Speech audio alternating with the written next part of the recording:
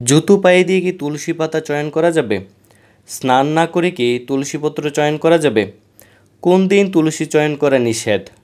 তো এর উত্তর হচ্ছে, পাদুকা পরিধান করে তুলসী স্পর্শ বা তুলসীপত্র চয়ন করা নিষেধ, এবং স্নান না করে তুলসীপত্র চয়ন করাও নিষেধ।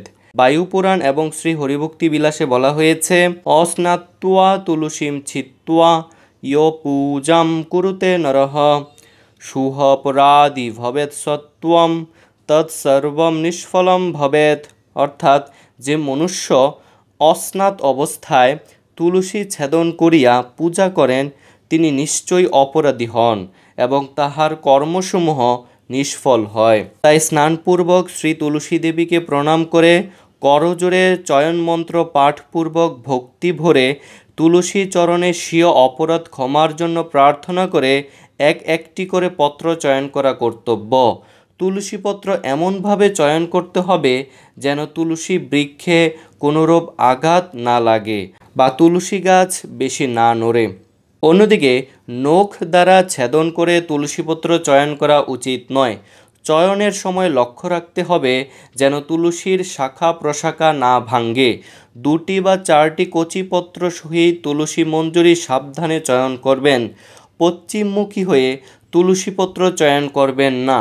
তো স্কন্ধপুরাণ অনুযায়ী তুলসী চয়ন মন্ত্রটি হচ্ছে, তুলস্যমৃত জন্মাসি সদা ত্বম কেশব প্রিয়া কেশবার্থে বিচিন্বামি বরদা ভব শুভনে তদঙ্গ সম্ভবৈ পত্রৈ পূজয়ামি যথা হরিম তথা কুরু পবিত্রাঙ্গী কলুমল বিনাশিনী। অর্থাৎ, হে শুভনে, হে তুলসী, অমৃত হতে তোমার উৎপত্তি হয়েছে। তুমি সর্বদাই ভগবান শ্রী কেশবের প্রিয়া। কেশবের অর্চনার্থে আমি তোমাকে চয়ন করব। তুমি বরদায়িনী হও। হে পবিত্র কলেবরে, হে কলিকলুষ হারিণী, তদীয় অঙ্গ সমুদ্ভূত পত্র দ্বারা আমি যে প্রকারে শ্রীহরির অর্চনা করতে পারি, তুমি তা অনুমোদন করো। অন্যদিকে গরুড় পুরাণ অনুযায়ী ক্ষমা প্রার্থনা মন্ত্রটি হচ্ছে, মোক্ষৈক হেতু ধরুণী প্রশস্তে বিষ্ণুঃ সমস্তস্য গুরুপ্রিয়েতি আরাধনার্থম বরমঞ্জরিকম লোনামি পত্রম তুলসী সমস্যঃ। অর্থাৎ, হে তুলসী, তুমি একমাত্র মুখ্যের কারণ। এই ধরুণীতে তৎসদৃশ শ্রেষ্ঠ আর কেহ নেই। তুমি সর্বগুরু শ্রীহরির প্রিয়া, অতএব তার আরাধনার জন্যে আমি তদীয় সর্বোত্তম মঞ্জরি ও পত্র ছেদন করব। তুমি আমাকে ক্ষমা করো। তো তুলসীপত্র চয়ন সম্পর্কে ব্রহ্ম বিবর্ত পুরাণের প্রকৃতি খণ্ডে বলা হয়েছে, পূর্ণিমা, অমাবস্যা, দ্বাদশী, রবিবার, সংক্রান্তি, স্নানের পূর্বে, তৈল মেখে, মধ্যাহ্নকালে, রাত্রিকালে, সন্ধ্যায়, অশৌচকালে, অশুচি অবস্থায়, রাত্রিবাসযুক্ত হয়ে যিনি তুলসীপত্র চয়ন করেন, তিনি শ্রীহরির মস্তক ছেদন করে থাকেন।